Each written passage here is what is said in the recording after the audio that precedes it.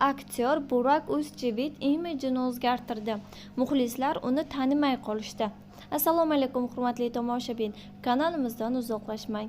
Obuna bo'lib ketishni unutmang. Eng tezkor, eng ishonchli, eng so'nggi ma'lumotlarni faqat bizning kanaldan topasiz. O'tkazib yubormang.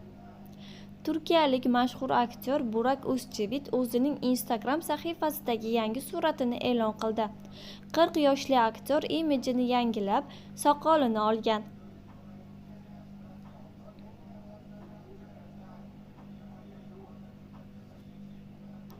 Muxlislar darhol aktyorning yangilangan ko'rinishini ijobiy baholab, u soqolsiz ancha yoshroq ko'rinayotganini ta'kidlashdi. Ko'pchilik bu obraz unga yanada ko'proq yarashishini yozmoqda. Voy, Burak 27 yoshga to'lgan yigitga o'xshaydi. Ishonish qiyin. Bir zumda shunchalik yosharib ketish mumkinmi? Kamol davri qaytdi kabi izhorlar ijtimoiy tarmoqlarda ko'paydi.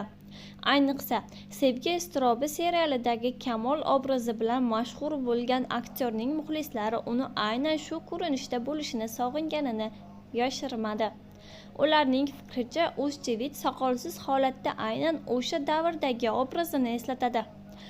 Choliqushi, Muhtasham 100 yil, Sevgi iztirobi seriallarining yulduzi Burak O'zchivit aktyorlik faoliyatini 2006-yilda boshlagan. U 2017-yilda hamkasbi va aktrisa Fahriye Evjen bilan turmush qurgan. Ularning 2 nafar o'g'li bor.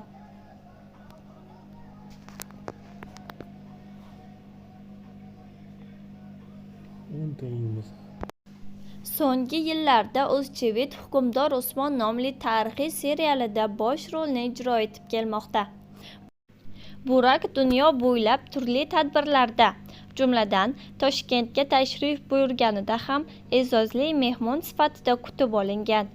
Shuningdek, u Rossiyaning Yangi yil haqidagi Archa 11 filmida ham ishtirok etgan.